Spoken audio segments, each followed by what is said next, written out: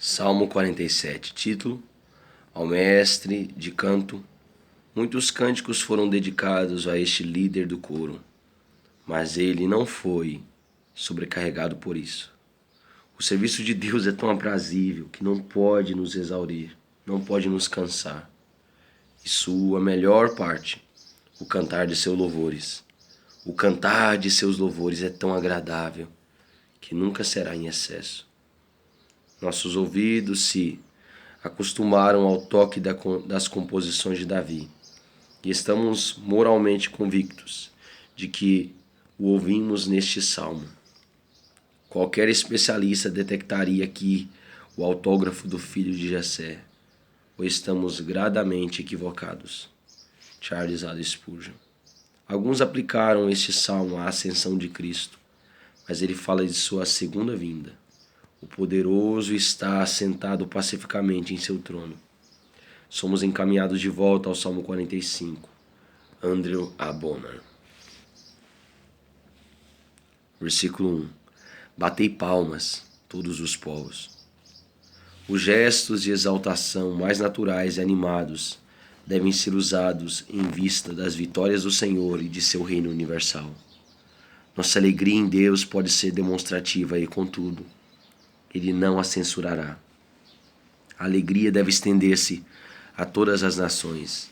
Israel pode liderar a vanguarda, mas todos os gentios devem seguir a marcha de triunfo, pois tem participação igualitária nesse reino onde não há gregos ou judeus. Mas Cristo é tudo em todos. Charles A. Spurgeon. Batei palmas todos os povos. Celebrai a Deus com vozes de júbilo. Isso deveria ser feito da seguinte forma. Primeiro, alegremente, batei palmas, pois este é um sinal de alegria interna. Naum, versículo 3, versículo 19. 2. Universalmente, batei palmas todos os povos. 3. Vocalmente, celebrai a Deus com vozes de júbilo. 4. Frequentemente, salmodiai a Deus. Cantai louvores, salmodiai ao nosso Rei. Cantai louvores, versículo 6. E novamente, salmodiai, versículo 7. Não há como atingir excesso nesta prática. 5. Consciente e discretamente. Cantai louvores com inteligência, Almeida Revista e Corrigida. Conheça a razão pela qual deve louvá-lo. Adam Clarke. Tais expressões de afeição piedosa e devota podem parecer indecorosas e imprudentes. Contudo, não devem ser impetuosamente censuradas e condenadas. Muito mais ridicularizadas, porque se vierem de um coração reto, Deus aceitará a força da afeição e justificará a fraqueza de sua expressão. Matthew Henry.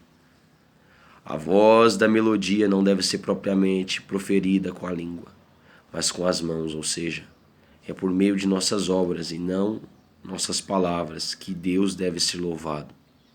Da mesma forma, foi naquele a quem devemos seguir. Jesus começou a fazer e a ensinar. J. M. Neal. Versículo 2. Pois o Senhor, ou Jeová, o único e autoexistente Deus, altíssimo, grandioso em poder, sublime em domínio, superior em sabedoria, elevado em glória, é tremendo. A onipotência, que é tremenda para aniquilar, é poderosa para proteger. É o grande rei de toda a terra. Nosso Deus não é uma deidade local, nem um governante mesquinho de uma tribo.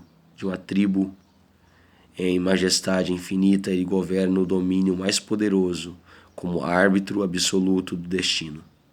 Monarca exclusivo de todas as terras, rei dos reis e senhor dos senhores. Nenhum vilarejo ou ilhota é excluído do seu domínio. Que gloriosa será essa era quando isso for visto e conhecido por todos, quando na pessoa de Jesus toda a carne contemplará a glória do Senhor. Escolheu-nos a nossa herança. Nós submetemos a nossa vontade, nossas escolhas, nosso desejo completamente a Ele. Nossa herança aqui e daqui em diante, deixamos para Ele, que Ele faça conosco o que lhe parecer bom. Charles A. Spurgeon. Relatado sobre uma mulher que, estando doente, foi indagada se desejava viver ou morrer. Ela respondeu: o que agradara a Deus. Mas alguém disse: se Deus designasse a você, qual escolheria? Se Deus designasse a você, qual escolheria? Ela respondeu: de fato, eu designaria a ele novamente. Se Deus te desse o poder de decidir a sua vida, você escolheria viver ou morrer? Então a mulher respondeu: de fato, eu entregaria a decisão novamente nas mãos de Deus. Consequentemente, o homem que tem sua vontade concretizada por Deus é aquele cuja vontade está sujeita a Deus. Não devemos nos atribular por não termos mais de Deus, mas sim por não fazermos mais para Deus. Cristãos, se o Senhor estiver satisfeito com suas pessoas, não estarão vocês satisfeitos com suas condições? Há mais motivo para estarmos satisfeitos com as nossas condições do que para Ele estar satisfeito conosco. Os cristãos deveriam ser como as ovelhas que mudam de pasto segundo a vontade do pastor, ou como vasos em uma casa que permanecem onde estão para serem cheios e esvaziados segundo a vontade de seu dono. Aquele que veleja no mar deste mundo, alicerçando-se em si mesmo, naufragará em um oceano sem fundo. Nunca houve quem tenha sido seu próprio entalhador, mas certamente houve quem talhasse seus próprios dedos. William Secker. Pode ser que você seja piedoso e pobre. Boa coisa é, pois você poderia afirmar que sendo pobre ainda assim seria piedoso? Certamente Deus nos conhece melhor do que nós mesmos e, portanto, pode adequar melhor o estado à pessoa. Gilles Fletcher. A glória de Jacó a quem ele ama. Nossa beleza, nossa vanglória, nosso melhor tesouro está em ter Deus, em ter este Deus em quem confiar. Um Deus como esse para nos amar. Versículo 5. Subiu Deus por entre aclamações. A fé ouve o povo já aclamando. O comando do primeiro versículo é aqui considerado como fato. A luta acabou, o conquistador ascende à sua carruagem triunfal e vai até os portões da cidade que resplandece com a alegria de seu retorno.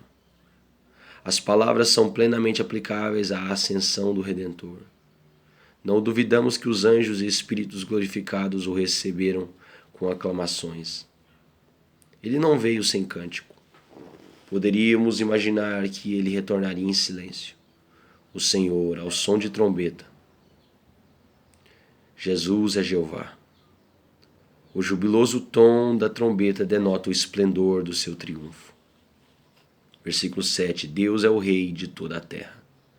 Os judeus dos dias de nosso Salvador sentiam-se mal por esta verdade, mas se o coração deles estivesse certo, eles teriam se alegrado nisto. Teriam guardado o seu Deus para si mesmos e de modo algum permitido que os cães gentios comessem as migalhas sobre a mesa.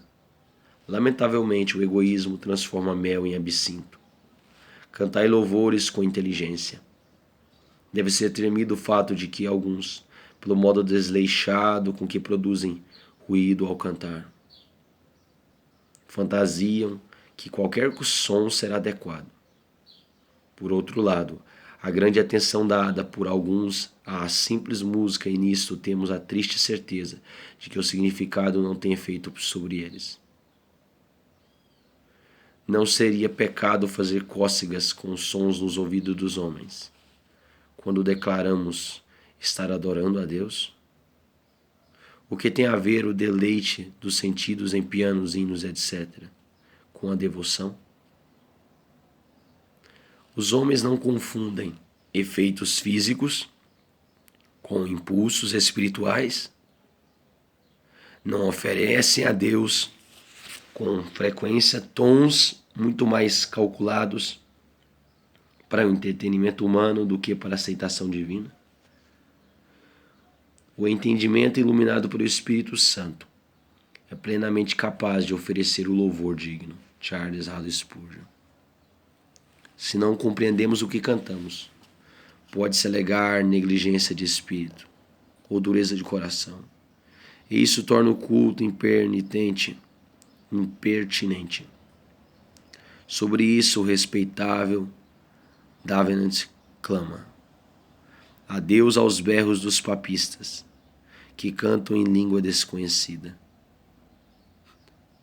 Deus não nos compreenderá nesse culto, em que não nos compreendemos nem a nós mesmos. Uma das primeiras peças da criação foi a luz, e isso deve iniciar todo o culto. John Wills, em Exercícios Matinais. Versículo 8. Deus se assenta no seu santo trono. Impassível, ele ocupa um trono incontestável. Ele cujos decretos, atos e comandos são santidade em si. Que outro trono é como este? Nunca fora maculado com injustiça ou corrompido com pecado. Nem ele que sobre o trono se assenta está desolado ou em dilema. Ele se assenta em serenidade, pois conhece o seu próprio poder e vê que os seus propósitos não fracassarão. Aqui há motivo suficiente para cântico santo. Charles Haddon Spurgeon.